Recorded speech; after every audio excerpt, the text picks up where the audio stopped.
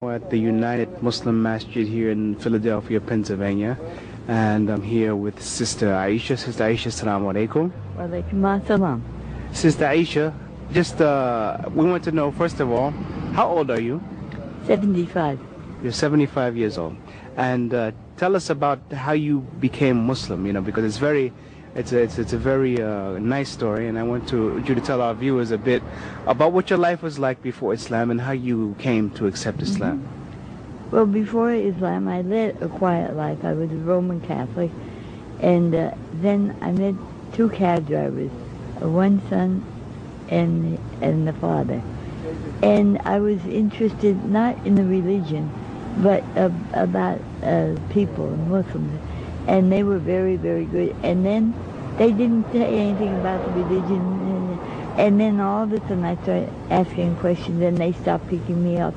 Mm-hmm. And so then I knew this teacher and I asked her where I could get some information. Mm-hmm. And she told me this bookstore across from Rittenhouse Square. And so I went there and later came to find out that that was a very good bookstore to go to for Islamic information. Uh-huh. It was across from Rittenhouse Square, as I said. And then they came back, the two cab drivers, and the next thing you know, they were answering my question. Majid is the son, and Muhammad is the father, and they're from Egypt. Mm-hmm. And then all of a sudden, sort of, they said about coming up here, but that was after I made the Shahada. Mm-hmm. And but Sister Aisha, I was talking a bit about your life. Before you made Shahada, I mean, what did you do? What was your vocation? Well, I was a licensed practical nurse. Okay. Yes. And I worked for Beata, and I worked in the homes. Uh-huh. And people in North Philadelphia, there were some very poor patients and some weird experiences like this one. Can I tell you about this one woman? Sure. Miss Sadie. She and her husband who died put their two children to school, to college. Mm-hmm. And they were making out all right in the world, but the one day I went in and her TV set was gone. She couldn't see too well. Mm-hmm. Oh, she said my son took it. So I called the agency for the aging, mm-hmm. and they saw that she got it back. Right. Oh, well, he said she can't hear too well. I mean, she enjoyed listening to it, things like that. Mm-hmm. Sister Aisha, now, what was your religion before you became... Roman Catholic. You were Roman Catholic. Yes. Now, and practicing. In practicing? Yes. Okay, so now when you read books about Islam and studied about Islam, what was it about Islam that made you know you had to accept it as your religion? It must have been just from God, because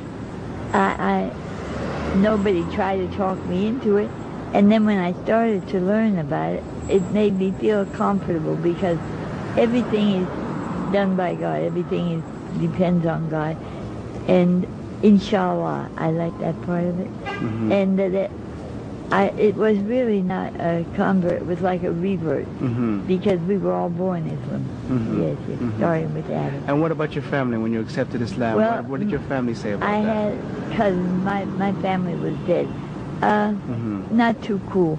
Uh-huh. No. Not too cool. So I haven't bothered, being in contact, because I tried once or twice and it just didn't work out. Mm-hmm. So inshallah, but I said prayers for them. Mm-hmm. Yeah, because I have cousins that are all over the United States. Yeah.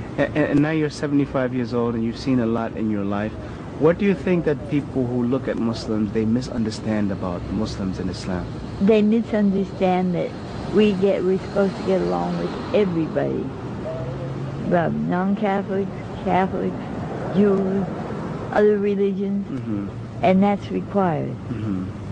And also that we don't push ourselves on people, mm-hmm. but that we give information when they want it, and we keep friends who are not, non-Muslim, mm-hmm. who are non-Muslim, but who are not anti-Muslim. Right. Because, well, it's so unfortunate that the religion isn't known and said about it on the air and on TV and all. The true Muslim religion, the true Islam religion, mm-hmm. where we don't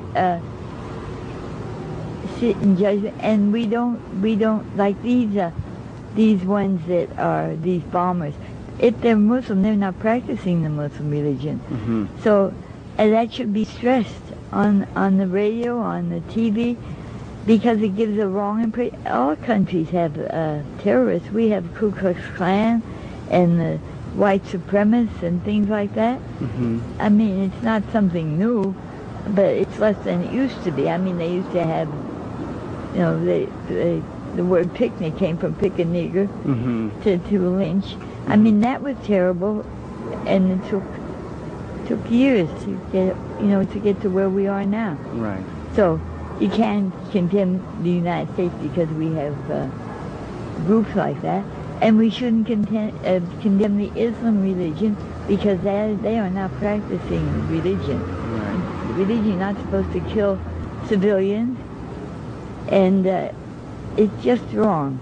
Right. But Sister Aisha, let me ask you, when you became Muslim and joined the Muslim community, how were you received here? Oh, alhamdulillah. I was received with